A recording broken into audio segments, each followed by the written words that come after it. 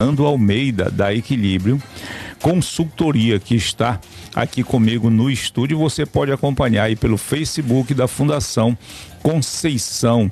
Também está aqui com o Fernando, o Wesley, né? O Wesley, que não é o Safadão, né? Não, o pessoal já vai querer vir aqui, pegar autógrafo e tudo mais.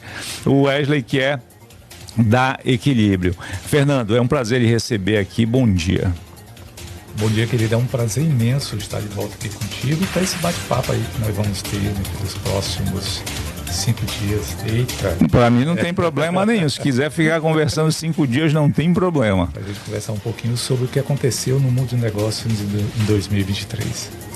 Então vamos lá. Vamos de bate-pronto agora no mundo dos negócios e no mundo de negócios e de grandes negócios, né? A Abaetetuba apresentou nos últimos anos, recebeu aqui nos últimos anos grandes negócios, né? E grandes negócios que já deram certo, que são grandes atacados, grandes empreendimentos que estão aí nessa linha de frente, e a nossa turma aqui, que muita gente duvidou que ia parar, ia quebrar, e todo mundo crescendo. Fernando, quero começar contigo, pós-pandemia. Pandemia e pós-pandemia. Como ficou os negócios nesse período? Olha, não poderia ter uma pergunta mais pertinente, né? É preciso que a gente entenda o que aconteceu em Abaetetuba, e aí não vamos falar de Brasil, vamos falar especificamente de Abaetetuba no período da pandemia. No período da pandemia, alguns negócios foram beneficiados, principalmente aqueles negócios em que ajudaram as pessoas a estarem dentro das suas casas. E aí a gente sinaliza, por exemplo, o segmento de material de construção, supermercados, os deliveries, né? Obviamente as farmácias tiveram um movimento aí, né? Os processos, os trabalhos e os serviços online foram alguns dos segmentos que cresceram vertiginosamente aí no período da pandemia, porque estes negócios ajudaram as pessoas a terem uma ocupação dentro dos seus domicílios, né? E aí todo mundo aproveitou essa demanda para fazer alguma coisa. Os artesanatos, os negócios gerados aí pelas confecções de joias, de bijuterias, assim, ganharam um volume, uma significação assim extraordinária nesse mercado. Mas, por um outro lado, existiam alguns outros segmentos que foram muito afetados pela reclusão, pela diminuição do fluxo de pessoas nas ruas. Mas uma coisa que se observou em Abaetetuba é que não houve uma redução significativa de vagas de trabalho. Isso é importante. Enquanto que no Brasil houve um aumento significativo de redução de mercado de trabalho, em Abaetetuba nós tivemos uma relocação dessa mão de obra.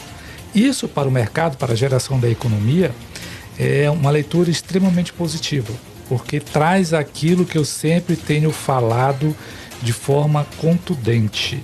A Abaetetuba tem uma vocação comercial, uma estrutura comercial extremamente sólida. Eu não vejo por que as pessoas ficam gastando energia, não que eu não acho que isso seja necessário, em discutir, por exemplo, a industrialização do parque em Abaetetuba.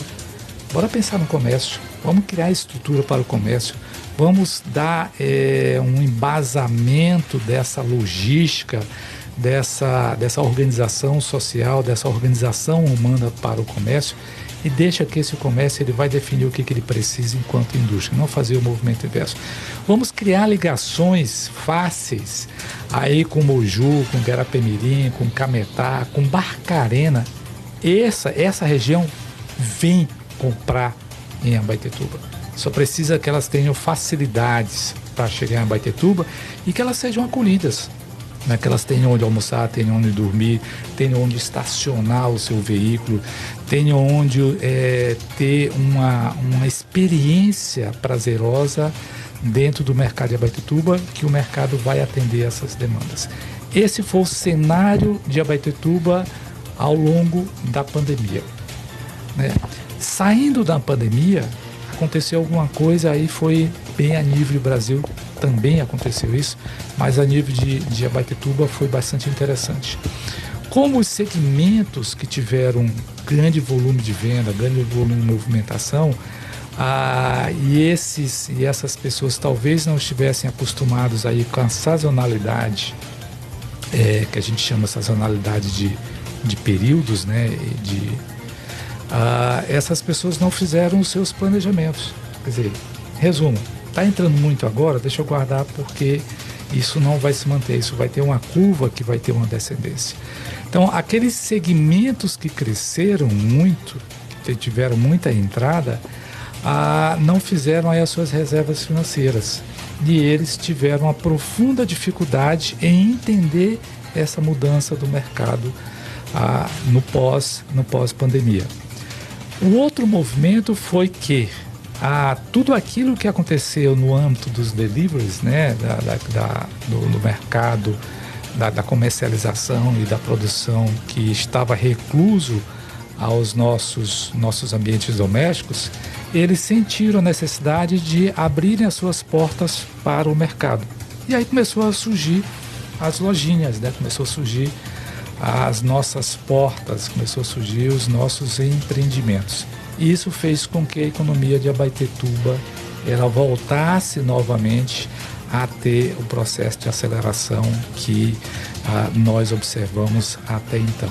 Então, esses dois ciclos, né? Esses dois ciclos em que favoreceu um em detrimento do outro, que depois esse outro foi favorecido, faz com que esta economia abaetetubense e talvez a região Baixo Tocantins, ela tenha sido, sim, afetada aí por esse momento da pandemia, mas ela está conseguindo se recuperar muito rápido. Agora, Fernando, outro grande negócio, a gente vai passar aqui para o comércio, para o varejo, né? Mas só dar um pulinho aqui no agronegócio. O agronegócio em Abaetetuba é muito forte, principalmente o açaí. É o carro-chefe de tudo isso. E tanto no período da pandemia, muita gente ficou no delivery, né? E depois começou o negócio no delivery, na pandemia, com a venda e distribuição de açaí local. Hoje tem negócios, até exportando açaí, negócio fora do estado. E também sustentou essa economia nesse período mais difícil também. Esse comércio, ele ficou muito forte. Já as lojas de departamento, uma outra muito forte aqui em Abaetetuba, que é a comercialização de confecções, deu uma segurada. Muitos tentaram se reinventar, mas o que eu acho impressionante é que mesmo com a pandemia, esse povo todo está vivo e vendendo aí e correndo atrás do prejuízo. Ou seja, como você falou, negócios que estouraram, negócios que cresceram com a pandemia e negócios que retraíram, mas não acabaram. Hoje já estão de novo punjante. E para você em Abaetetuba, o negócio do açaí é um negócio espetacular, é um negócio que ainda tem uma expansão, é um negócio que eu ainda posso investir na questão, em qualquer cadeia que seja do açaí, no plantio, na compra de terreno, no transporte, na venda, na exportação, ainda é um negócio que cabe muita gente? Sim, sim. E eu quero começar o seguinte, nós vamos ter aí a COP30. Tem muita gente que fala, mas não vai acontecer nada de diferente na COP30. Gente, precisa entender o seguinte, né? O governo do estado fez um movimento pesado, muito forte, em participar lá em Dubai, com uma equipe grande. Mais de 1.000 pessoas. Mais de 1.000 pessoas, e dessas mais de 1.000 pessoas, nós tivemos representações municipais. A minha pergunta é, por que Abaetetuba não estava lá? Bom, aí fica a critério de quem faz essas análises. Mas a COP30 vai vir para o Pará. Foi batido o martelo semana passada. Batido o martelo semana passada. Ontem eu estive conversando com a pessoa que é responsável, é o coordenador das obras que eles chamam metropolitanas, né? Que é DRTs, viadutos, né? Aquele pessoal que vai dar arrumada na cidade para receber que vai transformar as residências em hotéis, em pousadas, enfim. Né? Vai ter até um cadastro aí no final do ano. Se você tem, por exemplo, uma casa em Belém, que tem 2 quartos, você pode se cadastrar na Secretaria de Cultura do Estado e você pode alugar, né, acolher essas pessoas que estão vindo para Belém dentro da tua residência, que isso é extremamente comum na Europa, né? Em São Paulo também isso já acontece muito. Então, a COP30 é uma realidade. A pergunta é, o que nós vamos tirar proveito disso? A resposta, né, verticalização do açaí. Por que verticalização do açaí? É preciso que a gente entenda que o mercado do açaí ele está apenas começando. Nós fomos olhar aqui em Abaetetuba quantas empresas de médio porte estão explorando o açaí. Talvez 2, 3, a mais conhecida, a Açaí Paraense, né, que está explorando esse mercado do açaí. Quantas dessas empresas têm mais de 30% do seu mercado com o exterior? Nenhuma. Estou conversando com a empresa em Barcarena, 75% da produção deles, pelo menos foi o que eles me disseram, vai para a Europa, que é um outro mercado, um mercado mais exigente, um mercado que tem uma política ambiental muito clara, muito consistente, muito sustentável. Então, quando você pensa na verticalização do açaí, você pensa em sustentabilidade. Se você pensa em sustentabilidade, é preciso que você que quer plantar açaí, né, é preciso que você entenda que você vai precisar de uma estrutura mínima de conhecimento do que é a cultura do açaí. Porque a cultura do açaí não é a cultura de soja. Você vai, né, mete máquina, limpa, não. O açaí ele depende do fluxo da maré, o açaí depende do peixe, o açaí depende da climatização, o açaí depende das pessoas que estão no processo da exploração dessa cultura do açaí. Então, quando a gente fala de verticalização do açaí, a gente está falando o seguinte, de você respeitar aquelas pessoas que criaram seus filhos, que educaram seus filhos, que às vezes transformaram seus filhos em doutores, em médicos, e os filhos ganharam o mundo, mas que eles continuam lá garantindo a sua sobrevivência, tanto econômica quanto social, do cultivo do açaí. E quando você traz esse açaí para o beneficiamento, que você traz aqui para as nossas açaiterias, né, os nossos pontes de açaí, é preciso que você entenda também o seguinte. Quando eu cheguei aqui em Abaetetuba, era muito comum a coisa da chula, lembra? Era a água do açaí, o açaí fino. Não é isso? Hoje isso a gente já não vê com tanta frequência. Olha, é a população mudando o seu gosto, mudando o seu paladar, mudando a sua capacidade de aquisição de um produto natural. Agora, eu te pergunto, né, quantos festivais de açaí nós temos na nossa região? De exploração de receitas. Né? Talvez aí o açaí froze, talvez a tapioca com açaí, não sei, estou inventando aqui, tá? O peixe com açaí, enfim, quantas receitas novas são criadas ao longo do ano explorando essa movimentação turística, cultural, gastronômica, essa experiência de você vir ao município experimentar o açaí. Quantas das nossas plantações de açaí criaram ambiente para que eu possa me aventurar a subir num pé de açaí, sei lá, para ter um filmmaker transformando essa minha tentativa de chegar lá em cima em algum vídeo que vá viralizar a minha imagem de contato com esse açaí, né? E aí, quando nós olhamos essa dica de que a COP30 está chegando, nós precisamos vestir a Abaetetuba disso. Nós precisamos olhar para os nossos restaurantes e dizer o seguinte: cadê as nossas receitas de camarão? Cadê os nossos peixes? Cadê a nossa culinária local? Cadê o nosso turu? Cadê o nosso turu? Vendido ou apresentado como uma proposta de negócio? Cadê a acessibilidade aos nossos restaurantes? Cadê a nossa frente para o rio? Então, por conta de todas essas razões, eu acredito, sim, de forma muito clara, e tenho visto isso na Grande Belém, tenho participado, eu faço parte da Câmara de Consultoria de Belém, Eu tenho visto essa discussão muito forte, em que pese nós sermos grandes produtores de grão do açaí, a verticalização, a exploração do produto açaí, que não é só o açaí, é a marca açaí, é o artesanato açaí, é a biojoia do açaí. Eu sei de pesquisas que vão transformar o resíduo, né, do caroço do açaí em cerâmica. Existe um menino aqui chamado Austin, que inclusive tem uma gráfica aqui na São Paulo. O menino tem um conhecimento absolutamente fantástico acerca dessa exploração, desse beneficiamento do resíduo do açaí. Então, nós precisamos transformar potencializar esse produto. Potencializar esses produtos. Esse produto intelectual é nosso, está aqui.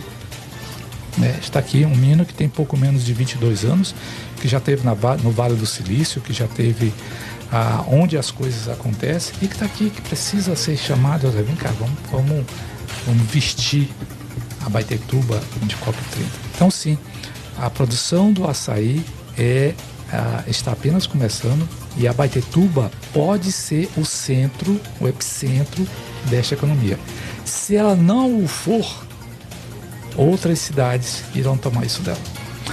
Com certeza, inclusive Barcarena se preparando aí esteticamente, né? Você vai na Vila dos Cabanos de Barcarena, à frente da cidade, mexendo mesmo na estética, já esperando. E gente construindo hotel também. Eu vi o projeto da orla lá na Vila do Conde. Eu vi o projeto. Acontece agora. Vai ser uma das orlas mais bonitas da região norte e nordeste. Porque é lindo lá, né? É lindo. E tem a questão da falésia que dá um visual diferente, né? E eu lembro, onde é que tem aquilo? Recife tem aquilo que eles vão fazer aqui. São grandes negócios. O negócio no turismo é algo incrível com a COP30 e sem a COP30. Precisamos trabalhar cada vez mais no Estado, mas a gente está... É impressionante falar de negócio que a gente não consegue ser só local. A gente começa no local e expande aí para o mundo, porque é onde você chega com tudo isso, né? A Abaetetuba também tem um potencial enorme para o cacau, que tem muita gente plantando cacau. Macaxeira. Agora chegou... Piscicultura fortíssima. Piscicultura muito forte.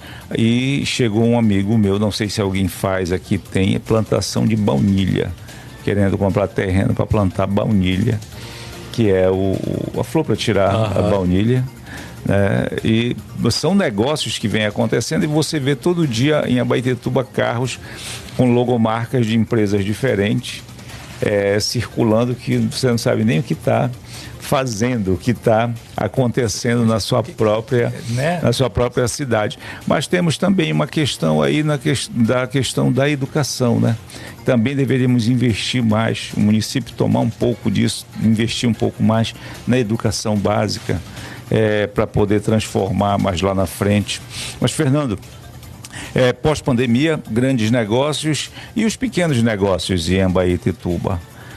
De Abaetetuba, o comércio aqui em Abaetetuba, como é que ele está hoje e qual seria a possibilidade com a COP30 de um crescimento? Aí eu gostaria que você imaginasse aí uma empresa com faturamento hoje X, que se prepara para a COP30, vai estar faturando quantos X aí?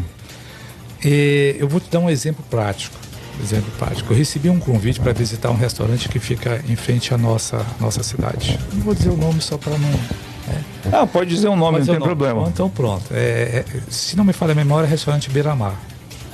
Que fica bem aqui na frente, em frente aqui a Açaí Paraense, na Porto da Açaí Paraense. Do outro lado. Do outro lado, né? E aí a primeira conversa que eu tive com ele falou o seguinte: olha, quando o restaurante Kombu começou, ele era exatamente igual ao teu.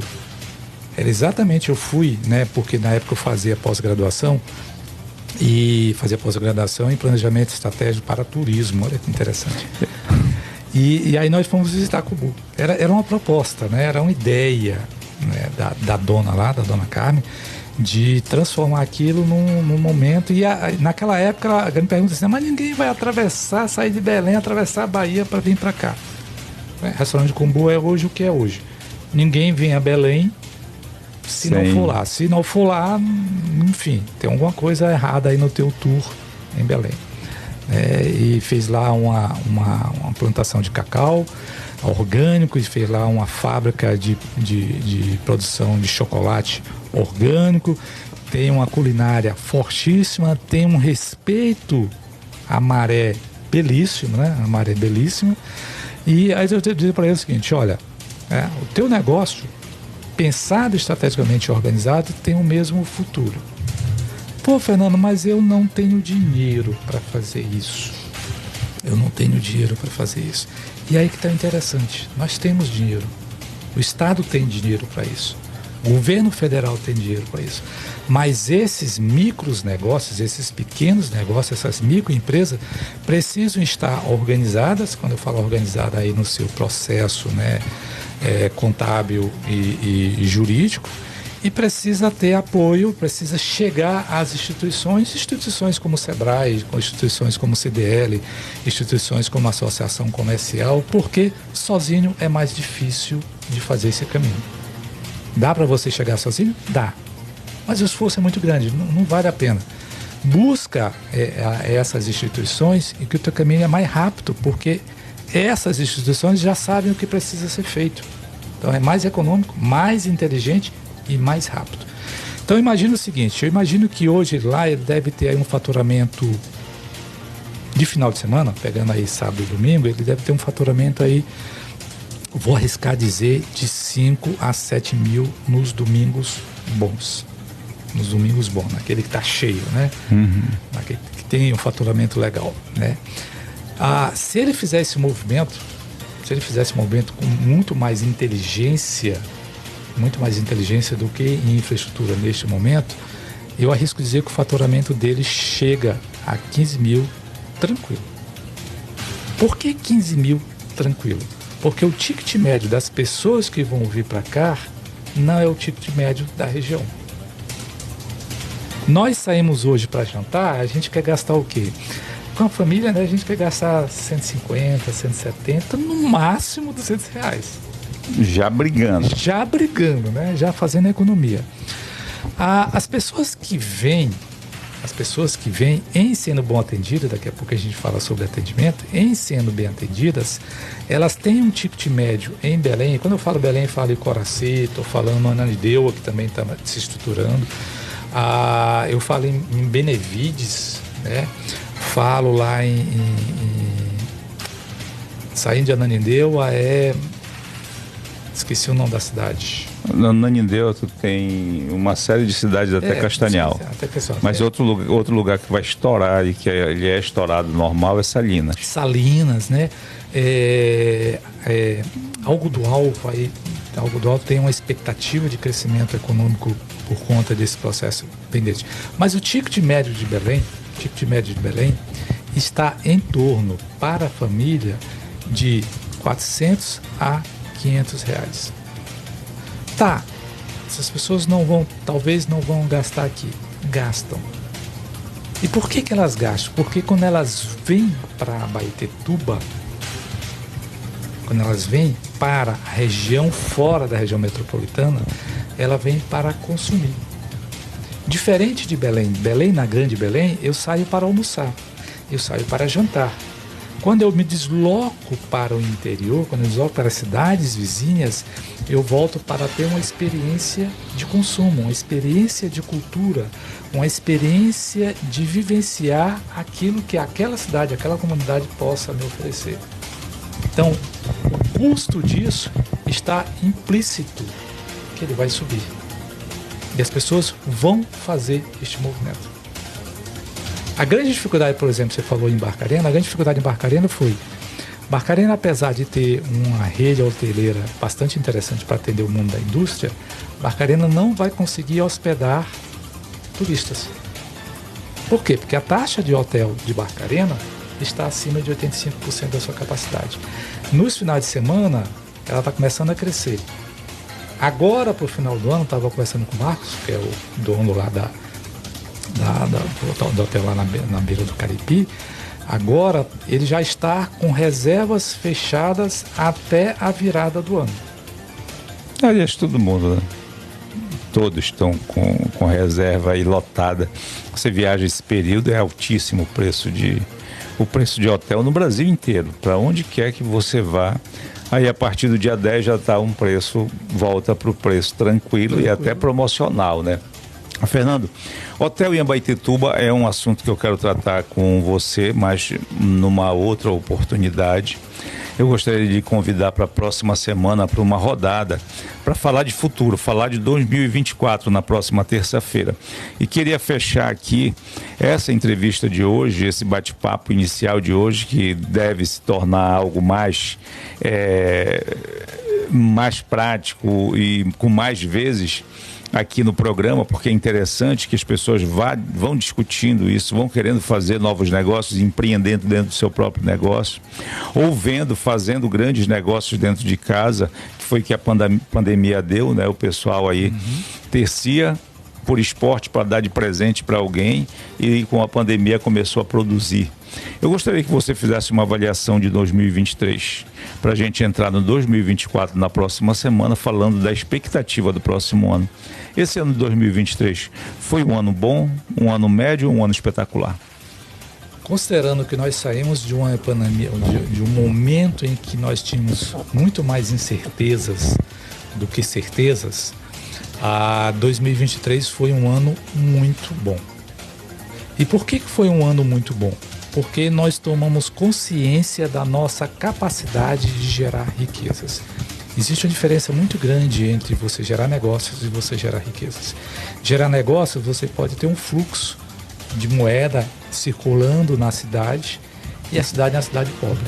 Abaetetuba é uma cidade pobre. E Abaetetuba não é uma cidade pobre porque não tem dinheiro. Abaetetuba é uma cidade pobre porque a nossa capacidade de riqueza precisa ser melhor compreendida e melhor ser gerada. Mas foi um ano muito bom. Foi um ano muito bom por quê? Porque nós saímos desse período com a certeza de que, sim, reforço, Abaetetuba é uma cidade comercial. Ao longo da história da humanidade, toda a vida que esta consciência chegou aos poderes que são responsáveis pelo planejamento, organização e a alavancagem desses negócios, toda vez que isso aconteceu, essas cidades no mundo historicamente cresceram. Então, Abaetetuba é uma cidade de negócio. Se Abaetetuba é uma cidade de negócios, instituições como CDL, instituições como SEBRAE, instituições como enfim, todas essas instituições de organização, elas são fundamentais para a organização, discussão e planejamento desse movimento. E quando eu, comerciante, quando eu, empreendedor, entendo isso, é preciso que eu tenha muito claro: o meu negócio não está sozinho no mercado. O meu negócio só tem chance de crescer quando eu entendo que aquela pessoa que vende o mesmo produto que eu não é meu inimigo, é o meu concorrente de mercado. E que existem boas práticas que devem ser implantadas no mercado. Porque quando essas boas práticas são implantadas no mercado, todos ganham. Quando eu quero só que o meu negócio cresça, normalmente a gente peca pelas vaidades e, amigo, acaba quebrando. Mercado não perdoa, é uma questão de tempo. E o comércio, como diz meu amigo Armando da outra lá, não tem vácuo. Acabou um, saiu, o outro já está preenchendo, e é algo incrível. Fernando, tudo certo então para a próxima terça-feira daria para você? Para a gente falar de 2024, que eu estou com o horário um pouco adiantado aqui, muito cheio de coisas ainda aqui para o programa, mas eu gostaria de deixar marcado para a gente falar um pouco de 2024 e trabalhar um pouco o CDL, Associação Comercial, essa organização que o empreendedor tem aqui em Abaetetuba, que é algo muito interessante. né, essa organização, que é uma organização muito forte aqui na cidade, falar um pouco de turismo religioso e falar essa questão aí para 2024, se preparar para a COP, que vai ser em 2025, e tem muito dinheiro acontecendo nesse meio todo aí. Muito obrigado pela visita, suas considerações finais. Muito obrigado a você pelo convite. Sim, tá combinadíssimo. Próxima terça-feira a gente vai estar aqui. Quero parabenizar vocês. Cheguei aqui e vi a frase, né? Em defesa da vida e contra o aborto. Quero parabenizar a Fundação Conceição. É um tema que eu tenho conversado muito, principalmente com a área de educação, dessa questão da valorização da vida, e eu entendo que somente a um tem o direito da vida, e este é aquele que o criou. Então, a Deus pertence a vida, e somente Ele tem o discernimento para dizer em que momento ela precisa ser cessado, e sim, a vida começa a partir da fecundação, primeiro instante da fecundação. Parabéns a vocês por levantar essa bandeira e contem comigo para levá-la aonde acharmos necessário. Ok, Fernando, muitíssimo obrigado pela visita, é sempre um prazer lhe receber. Então, na próxima terça-feira, Fernando Almeida da Equilíbrio aqui com a gente falando de 2024, porque você pode ter um dinheiro guardado. Você pode estar com um negócio meio paradinho ali, mas você vai ter um ano de muitas oportunidades de grandes investimentos que pode mudar a sua vida como empresário. E você, empresário que já tem um grande negócio, pode estar diversificando também, porque vai ser um momento muito bom, um momento muito grande das coisas acontecendo aqui no nosso município. DJ Júnior, vamos de música, daqui a pouco a gente volta. Um abraço especial a todo o pessoal que acompanhou aí através do nosso Facebook da Fundação Conceição, Rádio Conceição FM, a rádio católica da Diocese de Abaetetuba.